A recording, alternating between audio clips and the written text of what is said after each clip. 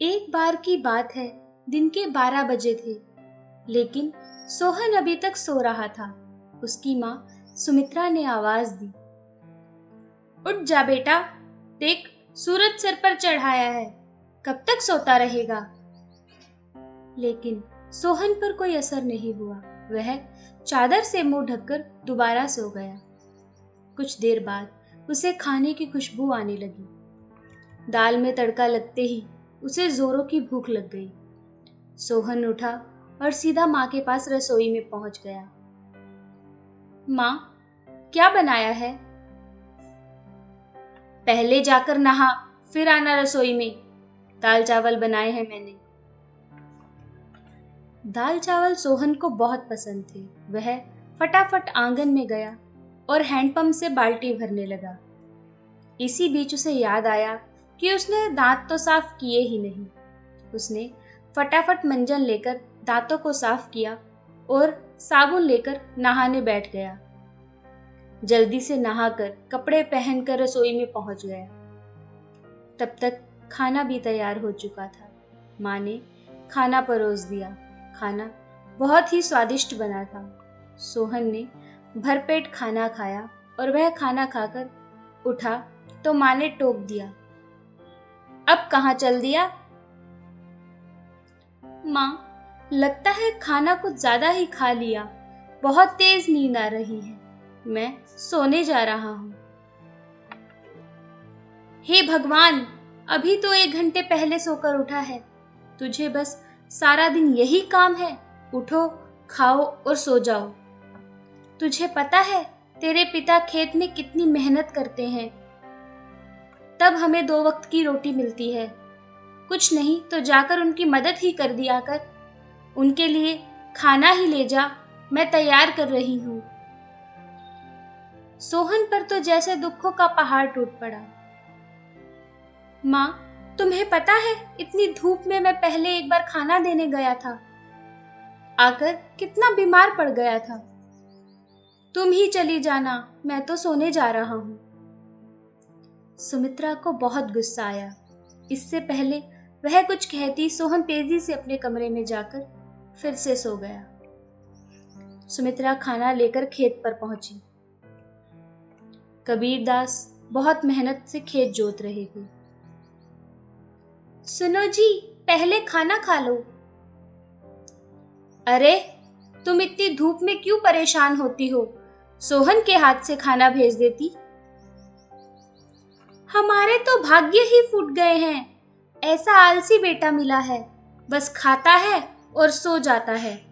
भगवान जाने इस लड़के का क्या होगा। चिंता मत करो, एक दिन सब ठीक हो जाएगा। सोहन के माता पिता उसकी आदतों से बहुत परेशान थे। वह कोई भी काम नहीं करता था, बस सारा दिन सोता रहता था। एक दिन सोहन के पिता ने कहा, बेटा, मैं खाद और यूरिया लेने शहर जा रहा हूँ। मुझे 2 दिन लग जाएंगे। फसल तैयार होने वाली है।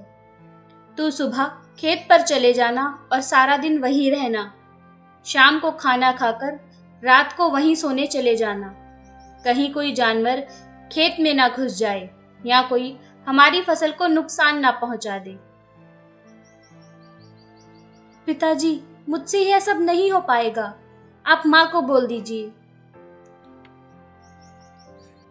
नालायक, खेत की देखभाल आदमियों का काम होता है।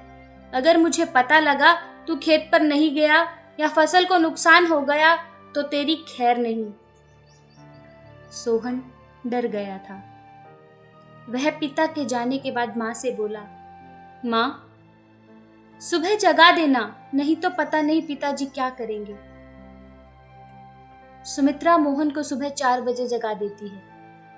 सोहन हाथों में फावड़ा लेकर खेत में पहुंच जाता है। वहां जाकर देखता है चारों ओर ठंडी हवा चल रही है। वह एक पेड़ के नीचे बैठ जाता है। तभी उसे हल्की हल्की रोशनी नजर आती है। पूरा खेत लाल रोशनी से भर जाता है।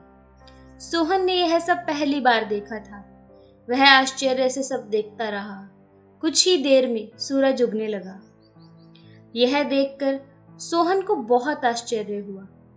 कुछ ही देर में सभी गांव वाले खेत में काम करने आ गए। सब अपने अपने खेतों पर काम कर रहे थे। सोहन एक पेड़ के नीचे बैठा था।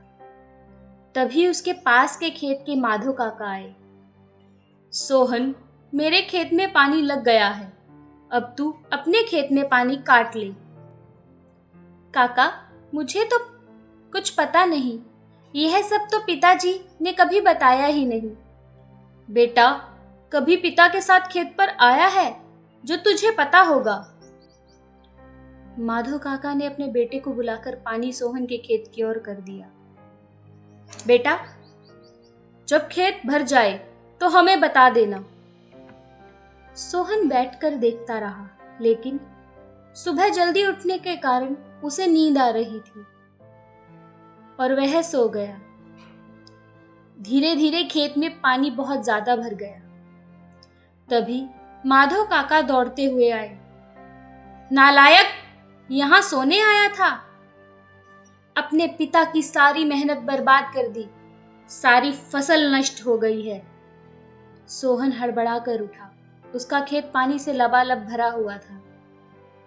माधव काका ने जल्दी से पानी दूसरी ओर काटा, लेकिन तब तक बहुत देर हो चुकी थी। लगभग आधी फसल खराब हो गई थी। काका, अब कुछ नहीं हो सकता क्या? नहीं बेटा, तैयार फसल का ध्यान बच्चे की तरह रखना पड़ता है। समय से पानी देना, खाद देना और जानवरों से बचाना। इसीलिए तो हम दिन रात खेत पर रहते हैं। अब तो भगवान ही मालिक है। सोहन पेड़ के नीचे बैठा रोता रहा। दोपहर को सुमित्रा खाना लेकर आई। उसे सब पता चला तो उसने सोहन को बहुत डांटा। शाम को सोहन घर नहीं आया, ना ही उसने खाना खाया। उसकी भूख, प्यास, नींद सब उड़ चुकी थी। अगले दिन जब कबीरदास घर वापिस आए तो उन्होंने सोहन के बारे में पूछा तो सुमित्रा ने सारी बात बताई। कबीरदास सब छोड़कर दौड़ते हुए खेत पर पहुंचे। उन्होंने देखा सोहन पेड़ के नीचे बैठा रो रहा था। आधी फसल खराब हो चुकी थी। पिताजी, मुझे माफ कर दीजिए, मेरे आलस से इतना बड़ा नुकसान हो गया। आप चाहे तो मुझे पीट लीजिए। नहीं, तुझे मारने से फसल ठीक नहीं होगी। वादा कर, आज के बाद कभी आलस नहीं करेगा। चल अब घर चल, वहीं बात करेंगे। दोनों घर आ जाते हैं। सोहन की आंखों से अब भी आंसू बह रहे थे। सुमित्रा ने उसे खाना दिया, लेकिन उसने नहीं खाया। वह अपने कमरे में जाकर रोने लगी। जी, अब क्या होगा? आधी फसल तो बर्बाद हो गई। सुमित्रा, सुनो, इसमें कोई घाटे का सौदा नहीं है। आधी फसल देकर अगर हमारा बेटा सुधर गया तो काफी है। कबीरदास ने सोहन को बुलाया। बेटा, अब तो जो नुकसान होना था हो गया। अब हमें कल से आधे खेत की फसल उखाड़कर दोबारा बोनी होगी। पिताजी, आप बाकी आधे खेत में खाद यूरिया लगाकर उसे काटने का इंतजाम कीजिए। मैं इस पर अकेले काम करना चाहता हूँ।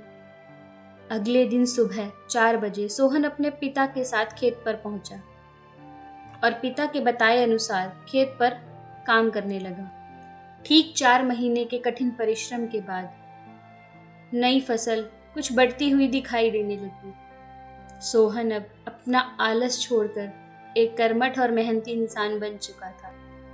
ऐसी ही मनोरंजक और प्रेरणादायक कहानियां सुनने के लिए हमारे चैनल को लाइक, शेयर, सब्सक्राइब करना ना भूलें। धन्यवाद।